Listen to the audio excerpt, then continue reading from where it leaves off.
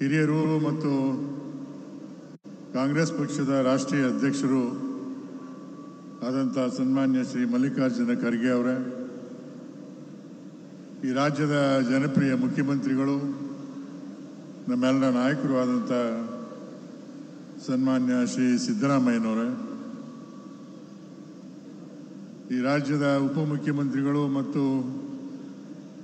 KPCC ಅಧ್ಯಕ್ಷರು, ನಮ್ಮೆಲ್ಲರಿಗೂ ಆತ್ಮೀಯರು ಮತ್ತು ಸದಾ ಯಾವಾಗಲೂ ಚಟುವಟಿಕೆಯಿಂದ ಇರ್ತಕ್ಕಂಥ, ಪಕ್ಷಕ್ಕೆ ಹೊಸ ಕಳೆಯನ್ನು ತಂದುಕೊಟ್ಟಂಥ ನಮ್ಮೆಲ್ಲ ಆತ್ಮೀಯರಾದಂಥ ಡಿ.ಕೆ. ಶಿವಕುಮಾರ್ ಅವರೇ, ಜಿಲ್ಲಾ ಮಂತ್ರಿಗಳಾದಂಥ ನನ್ನ ಆತ್ಮೀಯ ಗೆಳೆಯರು ಆದಂಥ ಎಸ್ ಸಿ ಮಾದೇವಪ್ಪ ಅವರೇ, ದಯವಿಟ್ಟು ಕ್ಷಮಿಸಿ, ವೇದಿಕೆ ಮೇಲೆ ನಮ್ಮೆಲ್ಲ ಮಂತ್ರಿ ಸಹಪಾಠಿಗಳಿದ್ದಾರೆ, ಅವರೆಲ್ಲರಿಗೂ ಆತ್ಮೀಯ ಸ್ವಾಗತ ಬಯಸ್ತೇನೆ.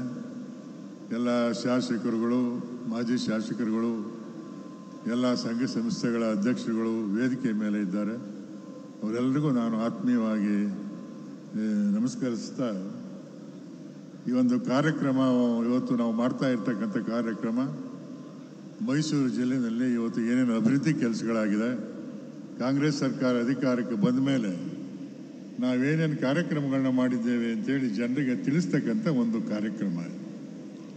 ಯಾಕೆ ಈ ಕಾರ್ಯಕ್ರಮಗಳನ್ನ ನಾವು ಮಾಡ್ತಾ ಇದ್ದೇವೆ ಅಂದರೆ ಎಲ್ಲ ಜಿಲ್ಲೆಗಳಲ್ಲೂ ಈ ಕಾರ್ಯಕ್ರಮಗಳನ್ನ ಮುಖ್ಯಮಂತ್ರಿಗಳು ಮಾಡ್ತಾ ಇದ್ದಾರೆ, ಈ ಮೈಸೂರು ಜಿಲ್ಲೆಯಲ್ಲೂ ಮಾಡ್ತಾ ಇದ್ದೇವೆ.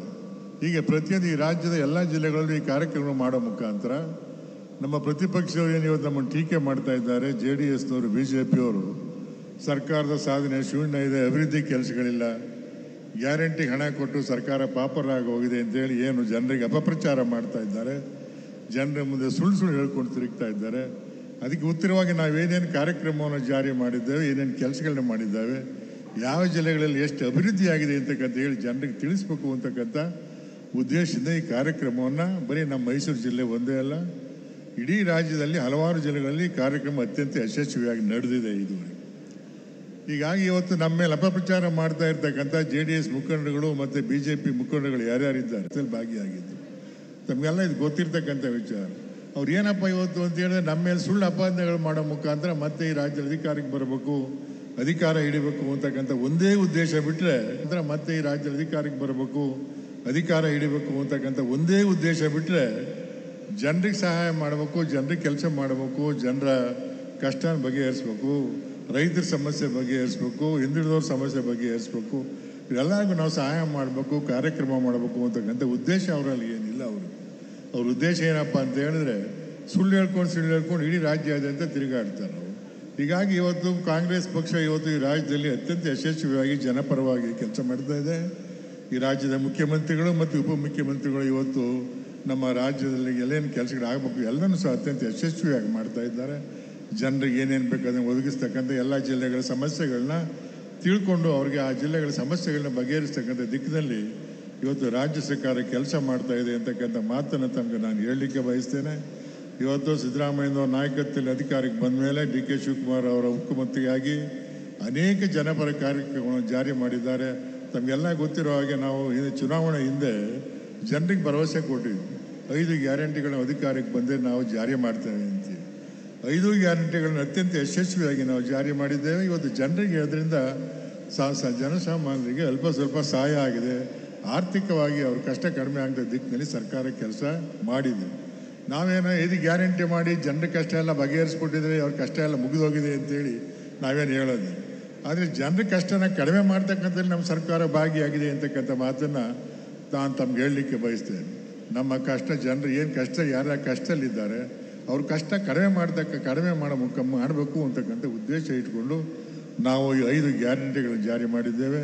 ಇವತ್ತು ಜನರು ಸಹ ಅದನ್ನು ಮೆಚ್ಚಿಕೊಂಡಿದ್ದಾರೆ.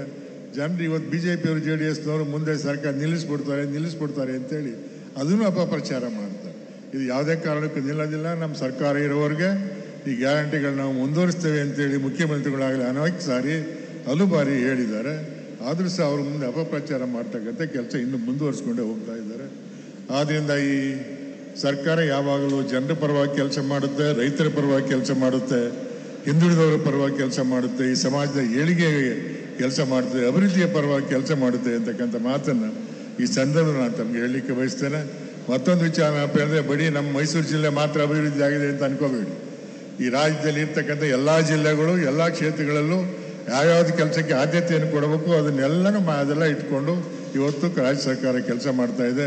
ಶ್ರೀಮಾನ್ ಸಿದ್ದರಾಮಯ್ಯನವರು, ಶ್ರೀಮಾನ್ ಡಿ ಕೆ ಶಿವಕುಮಾರ್ ಅವರು ಈ ದಿಕ್ಕಿನಲ್ಲಿ ಎಲ್ಲರೂ ವಿಶ್ವಾಸಕ್ಕೆ ತಗೊಂಡು ಎಲ್ಲರೂ ಕೆಲಸ ಮಾಡ್ತಾ ಇದ್ದಾರೆ. ಒಳ್ಳೆ ಆಡಳಿತವನ್ನು ಕೊಡ್ತಾ ಇದ್ದೇವೆ, ಜನಪರವಾಗಿ ಕೆಲಸ ಮಾಡ್ತಾ ಇದ್ದೇವೆ.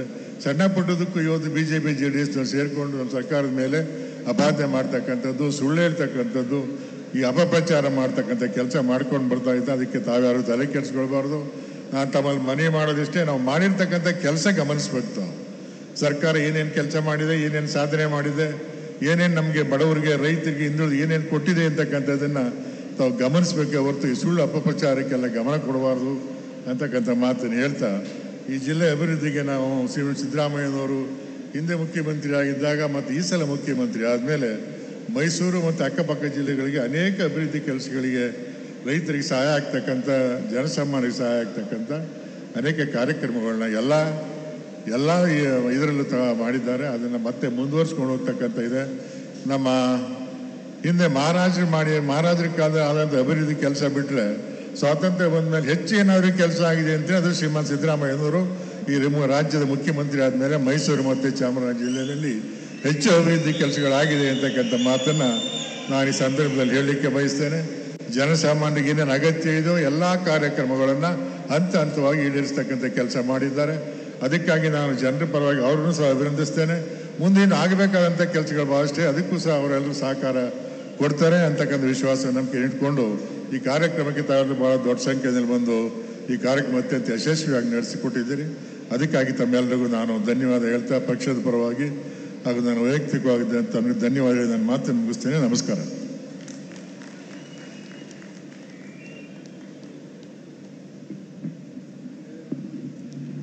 ಈ ಕಾರ್ಯಕ್ರಮ ಆಯೋಜನೆಯ ಮೂಲ ಉದ್ದೇಶವನ್ನು ಹಂಚಿಕೊಳ್ಳೋದರ ಜೊತೆಗೆ ಸನ್ಮಾನ್ಯ ಮುಖ್ಯಮಂತ್ರಿಗಳ ನೇತೃತ್ವದಲ್ಲಿ ಕೈಗೊಂಡಂತಹ ಜನಪರ ಕಾರ್ಯಗಳ ಬಗ್ಗೆ ಕೂಡ ನಮಗೆ ತಿಳಿಸಿಕೊಟ್ರು. ಸರ್ವರ ಒಳಿತಿಗಾಗಿ ಸದಾ ಕಾಲ ಶ್ರಮಿಸೋದಕ್ಕೆ ಸಿದ್ಧ ನಮ್ಮ ಸರ್ಕಾರ ಅನ್ನೋ ಮಾತನ್ನು ಕೂಡ ಹೇಳಿದ್ರು ನಮ್ಮ ಹೆಮ್ಮೆಯ ಪಶುಸಂಗೋಪನಾ ಸಚಿವರಾದಂಥ ಶ್ರೀ ಕೆ ವೆಂಕಟೇಶ್ ರವರು. ಜೋರು ಚಪ್ಪಾಳೆಯ ಧನ್ಯವಾದಗಳನ್ನು ಅರ್ಪಿಸೋಣ ಮಾನ್ಯ ಸಚಿವರಿಗೆ. ಕಾರ್ಯಕ್ರಮ ಮುಂದುವರಿತಾ ಇದೆ.